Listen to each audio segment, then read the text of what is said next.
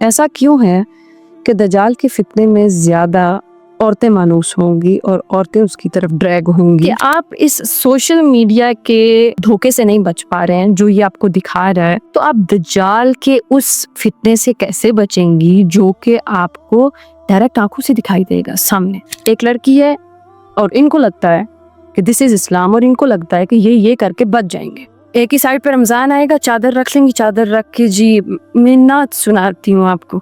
वो रमजान खत्म होगा, चादर गई, दुपट्टा गया, कपड़े तंग हो गए, नंगे हो गए, अब हम डांस कर रहे हैं। और अगर उनसे कह दो कि तुम गलत काम कर रहे हो तो वो कहेंगे इसमें तुम्हारा क्या जाता है, मेरा जिस्म मेरी मर्जी।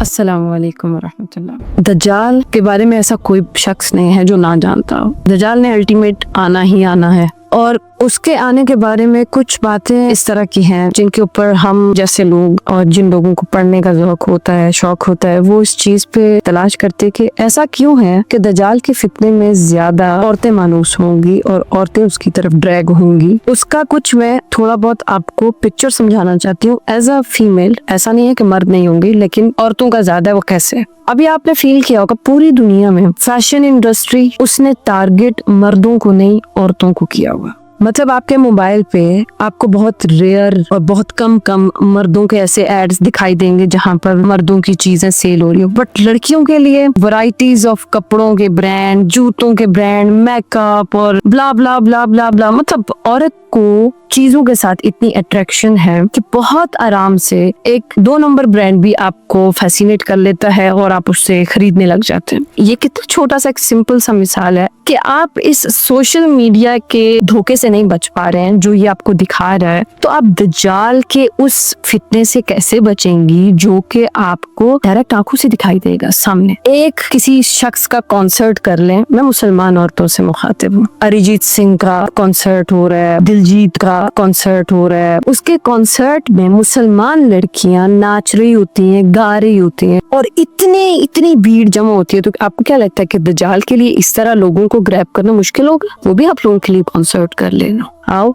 मैं सुनाता हूँ तुम लोगों को। और ये सो कॉल्ड मुसलमान लड़कियां भागती हुई जाएंगी। मैं छोटी थी तो मैंने एक दफा अपने वालिद साहब से पूछा, मैंने कहा आप कभी सिनेमा नहीं गए? कभी हम सिनेमा चलते हैं, सिनेमा में जाके बड़ी स्क्रीन पे मूवी देखते हैं। वो बड़ी अच्छी चुन के मूवीज बचपन में दिखाया करते थे। उन्होंने मुझे कहा कि सिनेमा जाने में कोई हर्ज नहीं है, कोई अच्छी मूवी हो तो इंसान देख भी सकता है, लेकिन मुझे बड़ा अजीब सा एक ख्याल आता है सिनेमा के बारे में सोच के कि अगर मैं सिनेमा में जाऊं एक फिल्म की खातिर और वहां मैं मर जाऊं तो मैं अल्लाह ताला को क्या मुंह दिखाऊंगा कि मैं किस हाल में मरा हूं। तो मैं ऐसी कंडीशन में नहीं मरना चाहता, मैं किसी अच्छी जगह पे किसी अच्छे पोजीशन में मरना चाहता हूँ। ये ईमान का एक तकाजा है कि ईमान आपको फिर गवारा नहीं करता कि मैं इतना चीप काम कैसे कर सकता हूँ। अगर मुझे अल्लाह अभी उठा ले तो मैं क्या जवाब दूंगा? तो यहाँ तो इतना अंधाधुंध, मतलब एक लड़की है और इनको लगता है कि दिस इज इस्लाम और इनको लगता है कि ये करके बच जाएंगे। एक ही साइड पे रमजान आएगा, चादर रख लेंगी, चादर रख के जी मैं नात सुनाती हूँ आपको। वो रमजान खत्म होगा, चादर गई, दुपट्टा गया, कपड़े तंग हो गए, नंगे हो गए, अब हम डांस कर रहे हैं। और अगर उनसे कह दो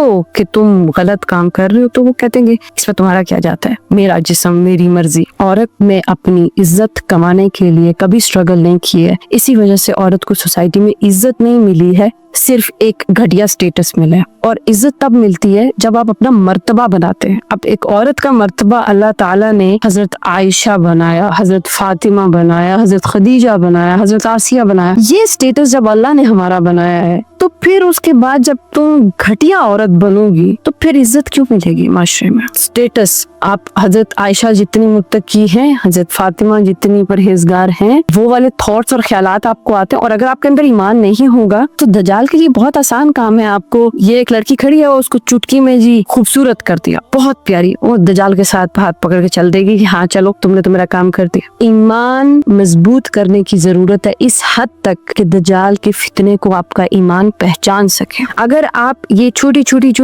घटिया चीजों से ही नहीं बच पा रहे तो दज्जाल तो फिर आपको बहुत ही फैसिनेटिंग किस्म की दुनिया बना के देगा। आप तो फिर बहुत आसानी से उसकी तरफ चली जाएंगे। और यही रीजन है कि औरत को अपने जज्बात, अपने ख्यालात, अपनी सोच की समझ ही नहीं है कि आया उसको करना क्या चाहिए। बस ये टिकटॉक पे नाच लो, गानों पे नाच लो, नंग तड़ंग किस्म के कपड़े पहन लो, बेशर्मी कर लो, एक बार बस शाम को नमाज पढ़ेंगे सब माफ हो जाए। माफ तो हो जाए शायद कि अल्लाह गुनाह माफ कर दे, लेकिन ईमान मजबूत नहीं होगा, ईमान की लज्जत कभी नहीं आएगी, ईमान की हलावत कभी महसूस ही नहीं होगी। तो फिर जब भी कोई फितना, जब भी कोई डैमेज आपकी तरफ आएगा, आपका इम्यून सिस्टम इतना कमजोर होगा कि आपको बैक्टीरिया लगेगा ही लगेगा। ईमान एक इम्यूनिटी है हर उस डिजीज के खिलाफ जो सोसाइटी में चल रहा है, ईमान के खिलाफ। ईमान होगा ही नहीं तो हर बीमारी बहुत आसानी से आपकी बॉडी को लगेगी, दिमाग को लगेगी। तो औरत को चाहिए कि वो एक ईमान वाली औरत बने, ना कि एक इश्तिहार बने, एक चीप किस्म का करैक्टर लेके फिरे। तो जाहिर सी बात है फिर ना तो आप अपने बच्चों के लिए कभी भी मिसाली माँ बन पाएंगी, ना ही आप सोसाइटी के लिए कभी कोई अच्छा करामत बच्चा दे पाएंगी, और ना ही आप फितनों से बच पाएंगी। ये याद रखिएगा, औरत के लिए माशरे में बहुत ज्यादा फितने रखे गए हैं और बहुत आसान है औरत को उन फितनों की तरफ ग्रैब करना।